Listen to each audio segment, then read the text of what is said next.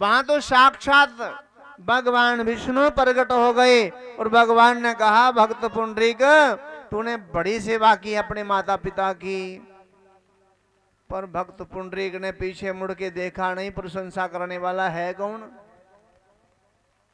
अरे जगन नारायण, आदि पुरुष, आदि नारायण, चतुर्भुज नारायण, भगवान कमल नयन, गरुड़ ध्वज भगवान पुंडरीकाक्ष।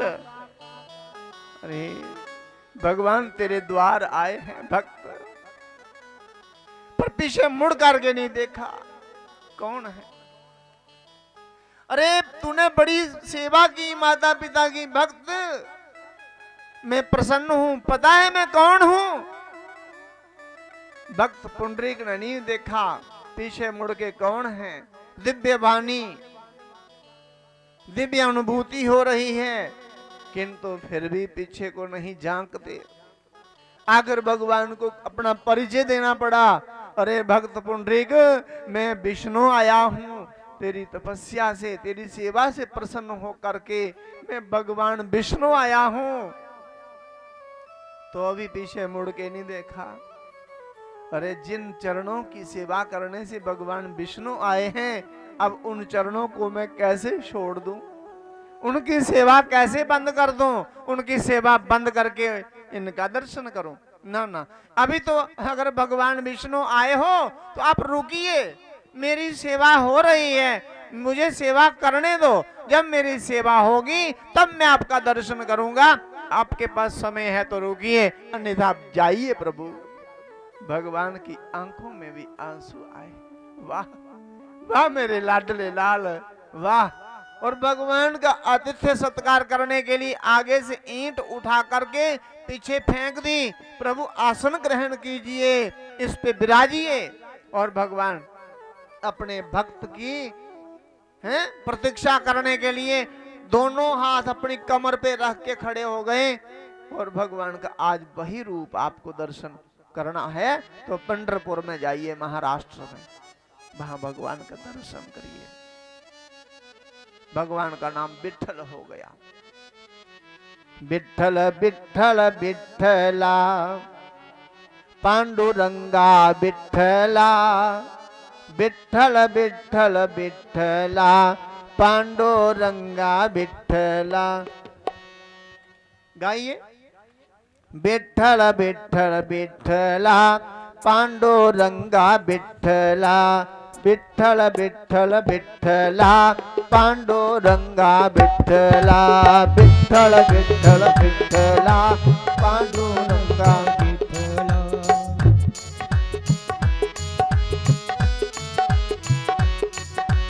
विठ्ठल विठ्ठल विठ्ठला, पांडुरंगा विठ्ठला, विठ्ठल विठ्ठल विठ्ठला, पांडुरंगा विठ्ठला, विठ्ठल विठ्ठल विठ्ठला, पांडुरंगा विठ्ठला, विठ्ठल विठ्ठल विठ्ठला, पांडुरंगा विठ्ठला। ऐसी अद्भुत छवि भगवान विठ्ठल जी की भगवान ने प्रतीक्षा की है। भक्तों को प्रतीक्षा करनी होती है, किंतु आज भगवान ने प्रतीक्षा करके ये सिद्ध कर दिया कि मैं तो भक्तों का दास हूं। भक्त मेरे मुकुटमणि, मैं हूं भक्तों का दास। भगत मेरे मुकुटमणि, मैं तो भक्तों का दास हूं, अधीन हूं मैं। आज उस दासी पुत्र के द्वारा संतों की सेवा के कारण भगवान अत्यंत प्रसन्न हुए और साक्षात प्रकट हुए। दासी पुत्र से कहते, बेटा आपने बड़ी सेवा की संतों की, मैं बहुत प्रसन्न हूं, कोई वर मांगो। तो दासी पुत्र ने कहा, प्रभु यदि मुझ पर प्रसन्न हो तो मुझे ऐसे दिव्य दर्शन बार बार होते रहें, आपके ऐसे दिव्य दर्शन मुझे बार बार होते रहें। भगवान ने कहा, एवं अस्तु, ऐसा ही होगा, पर इस जन्म में नहीं होगा, अगले जन्म में आप ब्रह्मा के पुत्र बनोगे, आपका नाम नारद होगा, जब चाहोगे तभी मेरा दर्शन पाओगे। ये अपने पूर्व जन्म की कथा देव ऋषि नारद जी ने भगवान वेद व्यास जी को कही। भगवान वेद व्यास जी ने चतुश्लोकी भागवत को श्रवण कर श्रीमद् भागवत महापुराण लिखा, जिसमें 335 अध्याय और 18,000 दिव्य श्लोक 12 स्कंदों में वर्णित की ये कथा। और ये दिव्य कथा अपने पुत्र मुनि सुखदेव जी को सुनाई।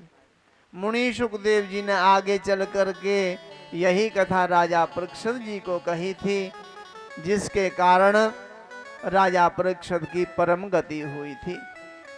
सप्ताह विधि से कथा श्रवण कर राजा परीक्षित बैकुंठ को गए। बैकुंठ धाम में उनको स्थान मिला। जब भगवान वेदव्यास जी ने वेद शास्त्र पुराणों की रचना करी, तब वेद शास्त्र पुराणों को मानने वाले बहुत कम लोग थे। अत्यधिक ज्यादा लोग ना मानने वाले थे, वेद का पालन नहीं करते, शास्त्रों का आदर नहीं करते, पुराणों की कथा श्रवण नहीं करते। ऐसे दुष्टों की बड़ी संख्या हो गई। इसीलिए भगवान ने एक अवतार और लिया। उस अवतार का नाम हुआ श्री कृष्ण अवतार।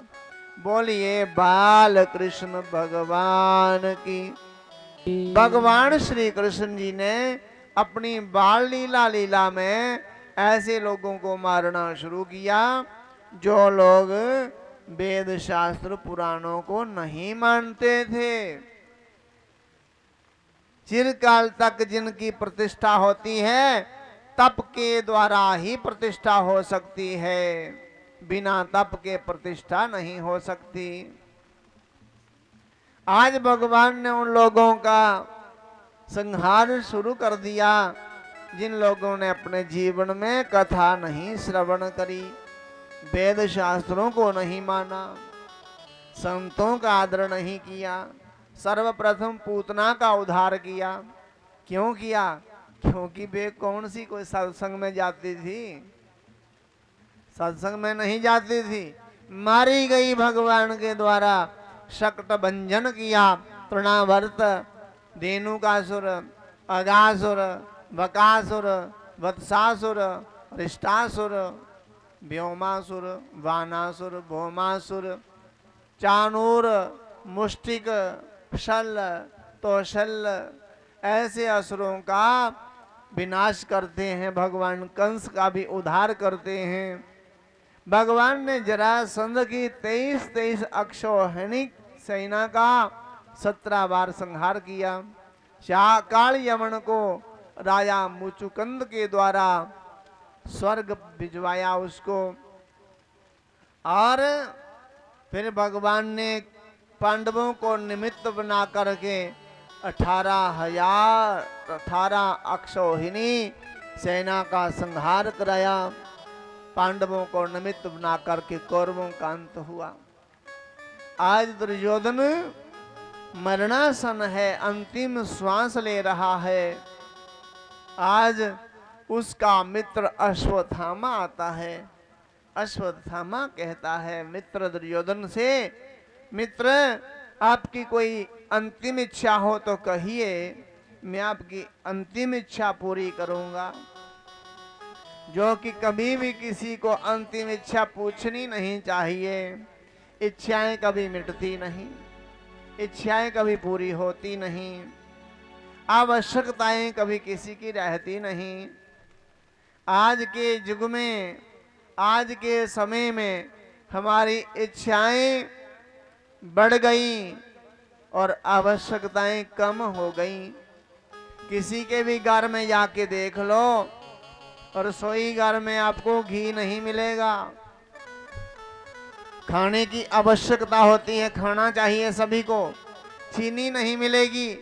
और रसोई में खाना चाहिए मीठा, किंतु डॉक्टर जी ने बंद कर रखा है। दाल नहीं मिलेगी क्योंकि बहुत खराब लगने लगी है। दाल नहीं खा सकते, नमक ज्यादा नहीं खा सकते। रसोई ऐसे लगती है सूनी सूनी उसमें पूरे पदार्थ नहीं है, चीनी नहीं है, घी नहीं है, दूध तो मना कर रखा पहले से ही। ग्रीन टी पियो, काला कावा पियो, कश्मीरी कावा पी लो, पर चाय मना है। पीनी भी है तो फीकी पीनी है। अरे जो हमारी आवश्यकताएं थी वे मिट गई, इच्छाएं बढ़ गई। और बाथरूम में कभी जा करके देखो, पता नहीं कितने प्रकार के तेल रखे हैं वहां, इतनी बड़ी डब्बियां रखी है, महंगी महंगी डब्बियां। पता नहीं साधारण गांव का आदमी कोई चला जाए उनके बाथरूम में तो अपना कल्याण ना कर दे, वो अपना कहीं दूसरी तरीके से पता नहीं क्या क्या रखा है डिब्बियों में, महंगी महंगी डब्बियां। जहां आवश्यकता है वो है नहीं, यहाँ कुछ नहीं चाहिए। हमारे बाथरूम में क्या होता था, सरसों के तेल की एक बोतल हो गई, एक साबुन की टिकिया हो गई, बस हो गया, स्नान ध्यान का सारा काम तमाम हो गया। किंतु बारे बा ऐसे लगता है बाथरूम नहीं, ये तो दुकान सजाई है इन्होंने, शोरूम बना रखा है पूरा रसोई सोनी सोनी। इच्छाएं कम करो, आवश्यकताएं अपनी पूरी करो। हमारी इच्छाएं हैं हम शर्ट पहनेंगे पर सदा